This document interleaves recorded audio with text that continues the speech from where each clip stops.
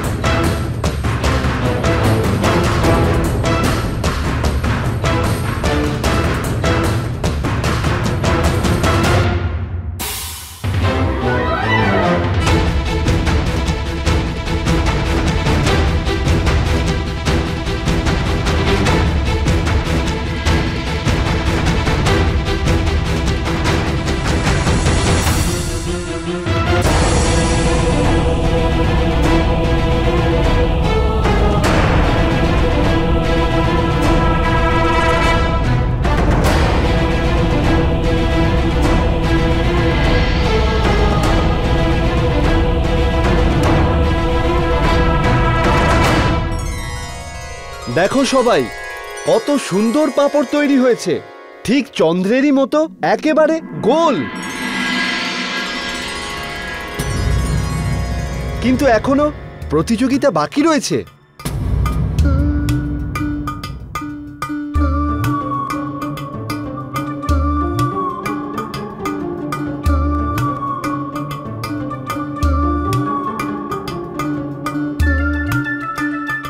মনে হচ্ছে আমি নিজেই টেঁড়া হয়ে গিয়েছি, না হলে এই পাঁপড় আমি টেঁড়া বেঁকা কেন দেখতে পাচ্ছি?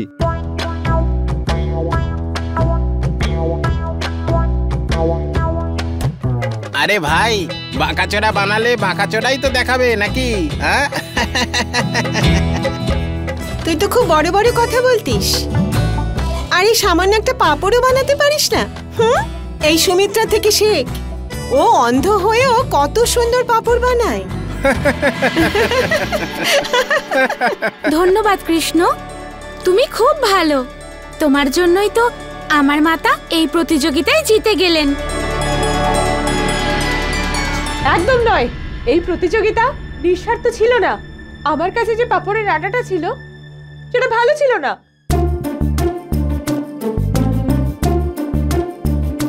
অন্য কাজ বলো, তারপর দেখো কিভাবে আমি ওকে হারাই। ঠিক আছে, কোনো ব্যাপার নয়। কারুর মনেই কোনো সন্দেহই থাকা উচিত নয়। পরের কার্য হবে কুয়ো থেকে জল বের করে কলসিতে ভরা।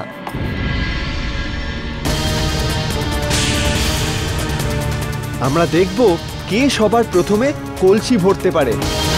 এই কাজে তো নিশ্চিতভাবে আমিই জিতবো।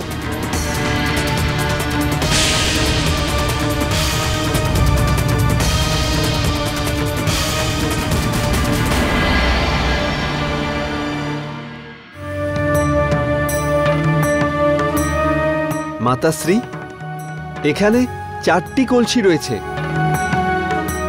আসুন, আপনিও আসুন।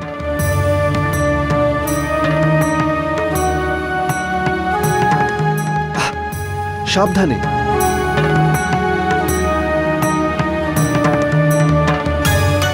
আপনাকে এই কুয়ো থেকে জল বের করে ওই কলসিগুলোতে ভরতে হবে।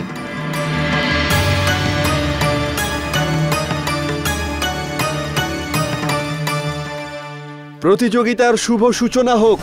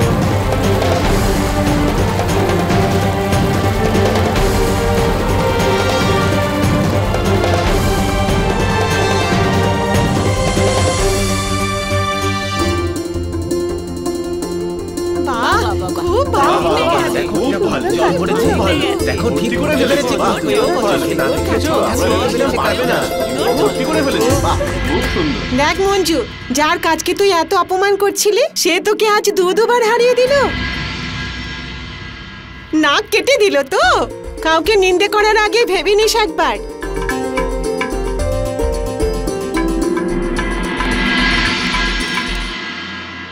মাতা,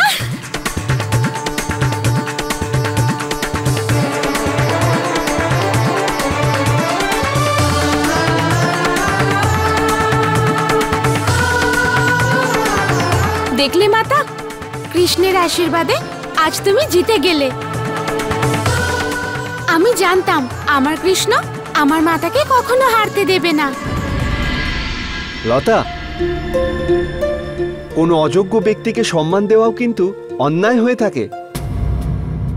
এখানে সবকিছুই করলাম আমি, আর তুমি সবকিছু দেখার পরেও অন্ধ হয়ে রয়েছো। আচ্ছা, ওই পাঁপড়গুলো তুমি বানিয়েছো? কুয়ো থেকে জল তুলে কলসিতেও তুমি ভরেছো? না তো, তুমি শুধু প্রতিযোগিতা ঘোষণা করেছো। কিন্তু আমার কৃষ্ণ আমার মাতাকে জিতিয়ে দিয়ে আমাদের সাহায্য করেছে, বুঝেছো তুমি?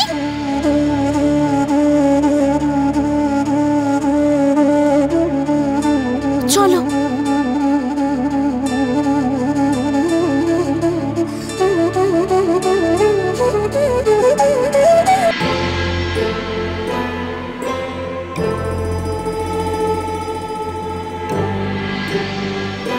তখন থেকে কেন আমাদের পিছু নিয়েছো? তুমি কি এটাই প্রমাণ করতে চাইছো যে যা কিছু হয়েছে সব তুমি করেছো? আরে আমি আবার কখন তোমার পেছনে এলাম? আমি তো আমার গাভীদের ঘাস খাওয়াতে নিয়ে যাচ্ছি, তখনই তুমি আমার রাস্তায় এসেছো। আর তোমার ওই মিত্র গোয়ালা কৃষ্ণকে কোথাও দেখা যাচ্ছে না। কোথাও নিশ্চিন্তে বসে বাঁশি বাজাচ্ছে হয়তো। তুমি সবসময় এমনিতেই ওনার প্রশংসা করতে থাকো। আমি তো তোমাকে বলছি ওনার উপর কোনো আশাই তুমি রেখো না। দেখো, তুমি আমার কৃষ্ণের অপমান করতে পারো না। আজ ওনার কৃপাতে আমি আর আমার মাতা এই কাজ পেয়েছি। ওনার কৃপাতেই আমরা দুবেলা দুমুঠো খেতে পাচ্ছি। লতা, তুই কার সাথে ঝগড়া করছিস? মাতাশ্রী, আমি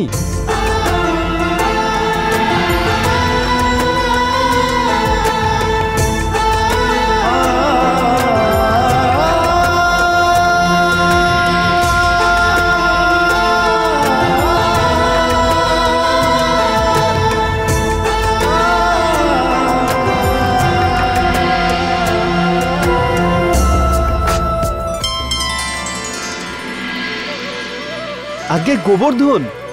গোবর্ধন? ভূমিধর বাবু ওকে ওনার গাভীগুলো দেখাশোনা করতে রেখেছেন। আরো এতটাই অহংকারী যে নিজেকে কৃষ্ণর থেকেও বড় মনে করে। কৃষ্ণ তো সংসারের পালনকর্তা, ওনার চেয়ে বড় কেউ নয়। মাতাশ্রী, আমি তো কৃষ্ণর থেকেও শ্রেষ্ঠ গোয়ালা, ওনার থেকে বেশি পরিশ্রমী এবং গুণবান। আর আমার গাভীও না ওই কৃষ্ণের গাভীদের থেকে বেশি দুধ দেয়। এক্ষুনি মঞ্জুর বাড়িতে তুমিই ছিলে যে আমায় সাহায্য করেছিল আর যে ওই প্রতিযোগিতা করালো? হ্যাঁ মাতাশ্রী। তুমি খুব ভালো মানুষ গোবর্ধন। অবশ্যই তোমায় শ্রীকৃষ্ণ আমাদের সাহায্য করার জন্যই পাঠিয়েছেন। মাতা, না কখনো ওর কথা শেষ হবে আর না ওর অহংকার। আমায় ভূমিধর বাবুর বাড়িতে তাড়াতাড়ি পৌঁছতে হবে। চলো, আমি তোমাকে ছেড়ে আসি।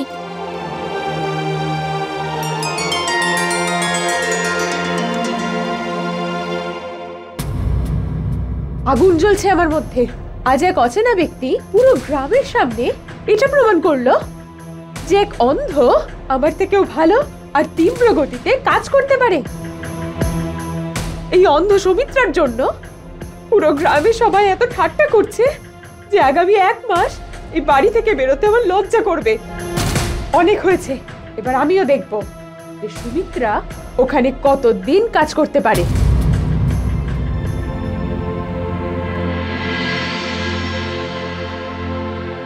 সুমিত্রা, সত্যি বলতে কি আমার তো বিশ্বাসই হচ্ছে না তুমি এত তাড়াতাড়ি এত সুন্দর পাঁপড় বানানো শিখে গেছো। এর মধ্যে মশলাও ঠিক হয়েছে আর আকারও গোল হয়েছে। আমি তো শুধু চেষ্টাই করছি মঙ্গলা দিদি, এগুলো তো সব শ্রীকৃষ্ণের কৃপা থেকেই হয়েছে। কেউ যদি মন দিয়ে পরিশ্রম করে সেটা কখনো বৃথা যায় না। এইভাবেই পরিশ্রম করে যাও, তোমার সব কাজ খুব ভালো হবে।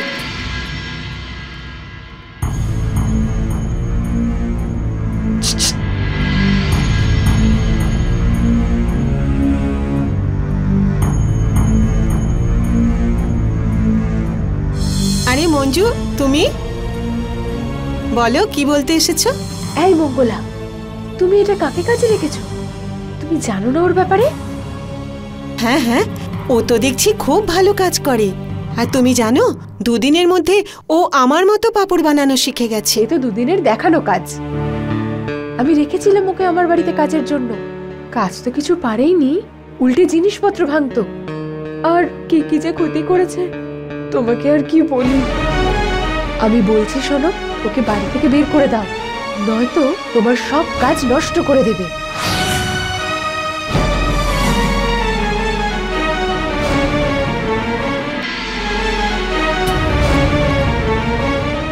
লতা, ভুলবশত আমি এক গাভীকে মাঠেই ছেড়ে এসেছি। তুমি বাকি সব গাভীদের নিয়ে ভূমিধর মশাইয়ের কাছে যাও, আমি একটু পরেই আসছি। আরে শোনো, শোনো মঙ্গলা, এই সুমিত্রাকে দেখে যা মনে হয় ও সেরকম নয়। ও বাইরে এসে এই কারণেই কাজ করে যাতে আমরা ওকে দেখে দয়া করে ওকে ভোজন দিয়ে দিই। প্রথমে তো সব কাজ খুব সুন্দর করে করবে আর এটা বোঝাবে যে ও সরলতার সাথে আর মন দিয়ে সব কাজ করতে পারে। একবার যদি ওর ওপর বিশ্বাস করো আর বেশি কাজ যদি দেওয়া শুরু করো, ব্যাস তখনই শুরু হবে। তোমার কোথাও ভুল হচ্ছে। সুমিত্রা খুব ভালো, আরো খুব ভালো করে কাজকর্ম করে। ওর দৃষ্টিশক্তি নেই, কিন্তু ওর কাজে কোনোদিন কখনো আমি ভুল দেখতে পাইনি। সকাল সকালও চলে আসে আর সন্ধেবেলা আমার না বলা পর্যন্ত ও কখনো বাড়ি যায় না। এটা কয়েকদিনের দেখানো কাজ মঙ্গলা। আমি ওকে আমার বাড়িতেও কাজ করিয়ে দেখে নিয়েছি। দেখো মঞ্জু, আমি তো জানি না তোমার বাড়িতেও কি করেছে, কিন্তু এই 2 দিনে আমার তো কিছু চোখে পড়েনি। আর এইটুকু তো আমিও বুঝতে পারি ও অত ছোট মনের নয়। তাহলে আমি কেন ওকে কষ্ট দিতে যাব?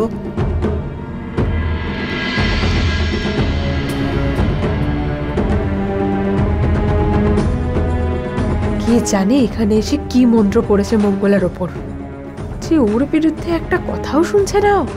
কিন্তু আমিও প্রতিজ্ঞা করছি তোকে আর নিজেকেও, আমিও তোকে এখানে কাজ করতে দেব না। তার জন্য আমাকে যাই করতে হোক না কেন আমি করব।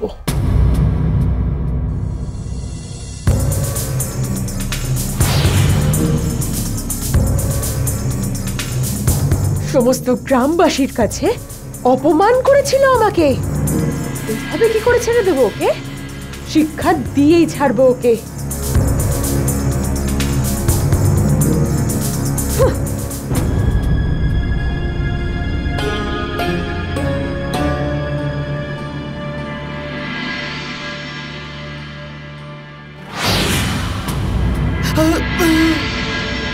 দেবর্ষি, এই ধৃষ্টতার জন্য আমায় ক্ষমা করবেন প্রভু। কিন্তু প্রভু, এই সময় আমার কাছে আপনার লীলার কি পরিণাম হবে সেটাই আমি জানতে উৎসুক। বলুন না প্রভু, এরপরে কি করবেন আপনি? দেবর্ষি, আমি অপেক্ষা করছিলাম যে উনি নিজেই নিজের অন্তরের বিষকে দমন করে নিজের বিদ্বেষ আর অহংকারকে ত্যাগ করুক, কিন্তু এমনটা হতে আমি দেখতে পাচ্ছি না। তাহলে এরপরে প্রভু কি করবেন আপনি?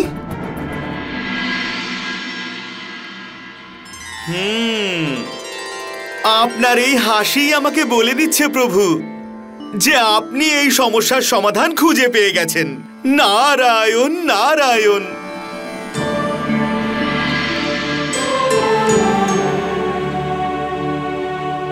দেবর্ষি, এই সমস্যাই হলো সমাধানের জননী।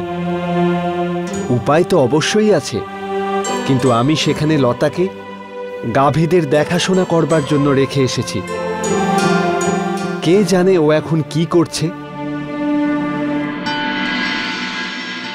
কে জানে এই গোবর্ধন এতগুলো গাভীকে আমার কাছে রেখে কোথায় চলে গেল।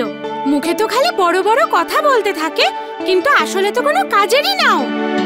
এসেছি আমার কানাইয়ের সাথে তুলনা করতে। কিন্তু ওর কাজ আমি কেন করব?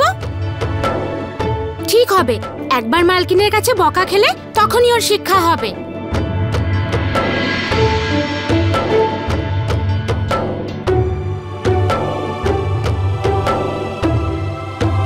ক্ষমা করো আমায় গোমাতা, কিন্তু তোমাদের দেখাশোনার দায়িত্ব গোবর্ধনের উপর। এখন তোমরা এইখানেই ওর অপেক্ষা করো। ও এসে তোমাদের বাঁধন খুলে নিজের সাথে গৃহে নিয়ে যাবে। নিন প্রভু, লতা তো আজকে আপনাকে ধনশ্রীর কাছ থেকে বকুনি খাওয়ার পুরো ব্যবস্থা করে দিয়েছে।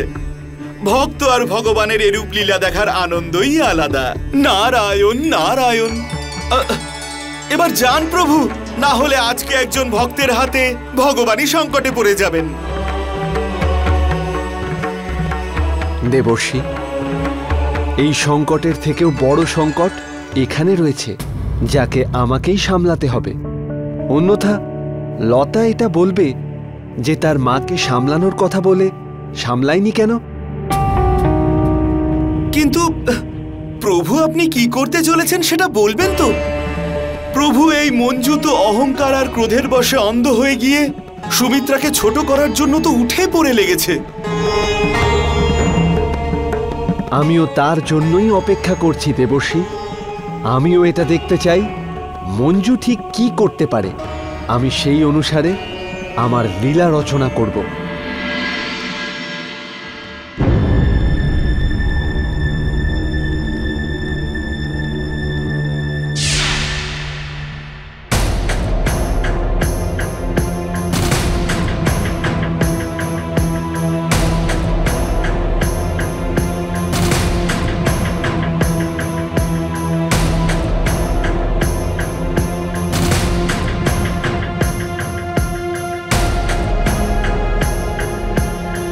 আরে নুন তো দিইনি।